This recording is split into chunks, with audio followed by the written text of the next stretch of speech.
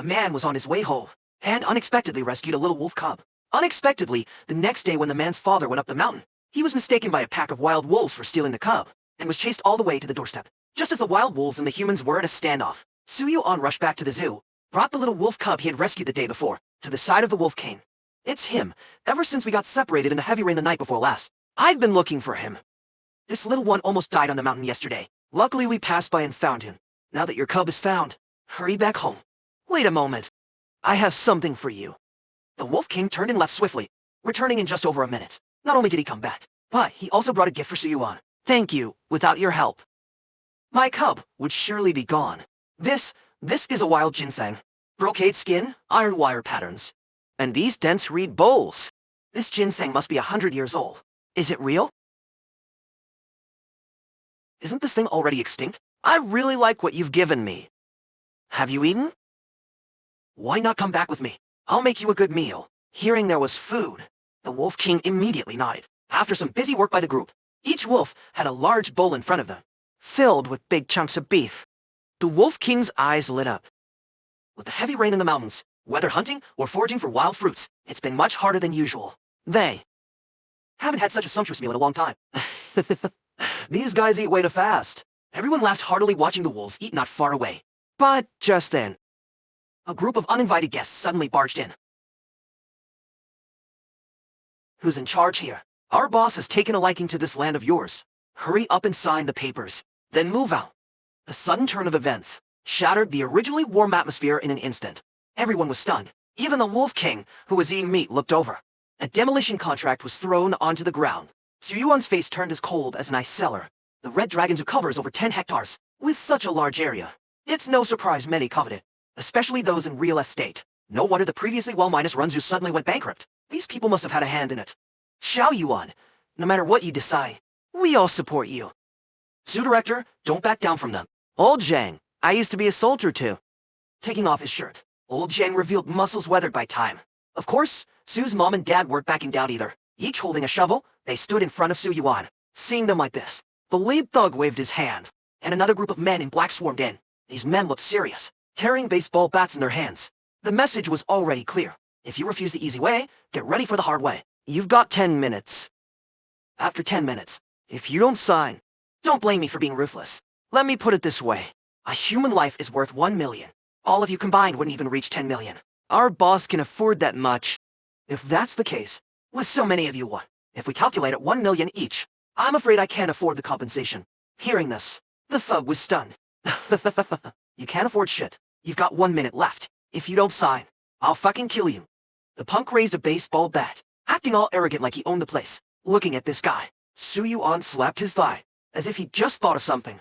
Right, I don't have to pay compensation. After all, it wasn't humans who messed you up. It was wild animals. Wolf King, help me take them down. I'll provide food and shelter afterward. The Wolf King's eyes lit up, glanced at that punk, tilted its head back and let out a howl. Following the Wolf King's lead, the other wolves on the scene did the same, tilted their heads and howled. Just a few wolves. Thought you had some ace up your sleeve. The thug sneered. Suddenly, a wolf's howl came from behind, followed by another, and another, until the howls became a chorus. Xiao Yuan, WH- what's going on here? Weren't they supposed to have numbers? Now let's see who's got the numbers. Well, more like who's got the wolves. As soon as Su Yuan finished speaking, one wild wolf after another charged in. Dense and countless, a good 100 of them. The once cocky thug instantly trembled in fear. Holy shit, where did all these wolves come from? Now, who do you think has the numbers? Or do you think I don't have enough wolves? If that's still not enough, Tiger Mom. And your mind-splitting tiger's roar suddenly erupted. Tiger Mom, with her golden fur, walked with steady steps to stand beside Su Yuan, her golden pupils fixed intently on the punk, and those men in black. Oh my god. A tiger. The wolf pack had already made him shake. But now, the tiger's appearance was the last straw. With a strange scream, the thug turned and ran. The other men in black snapped out of it too. Crying and screaming, they rushed out. The once arrogant local thugs all ran away in the blink of an eye. They ran for 7 or 8 miles in a row. Seeing that the wolf pack and the Siberian Eiger were chasing them, the little hoodlum finally breathed a sigh of relief, pulled out his phone and made a call. Wang, you bastard. Whoever wants to do that damn job can do it. I'm not doing it anymore, period. Do you know what I just saw? Hundreds of wolves. And fucking tigers too. I'll pay you more. No amount of money will make me do it now. With a snap, the call was hung up. The little hoodlum, still shaken, glanced behind him. Meanwhile, in a luxurious office, a well-dressed, an elegant man's at in the main seat, listening to the busy tone on his phone. His face turned livid. Just when we finally bankrupted that zoo. Now this happens.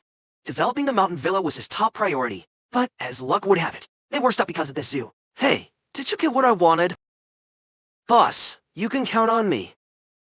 Inside the Reed Dragon Zoo, Su Yuan expressed his gratitude to the Wolf King. If it were for the Wolf King calling so many of his pack, relying just on the tigress wouldn't have been enough. It's nothing. And actually, we're the ones in trouble. What's wrong? This heavy rain destroyed a large part of our territory, and many of our pack members are injured. For a pack that relies on teamwork, injuries mean becoming a burden. Su Yuan immediately understood. No problem. Any of your pack members who want to stay can stay. And to show our gratitude, I'll set up a designated feeding spot near the zoo. Whenever you can't find food, you can come to the feeding point to get some.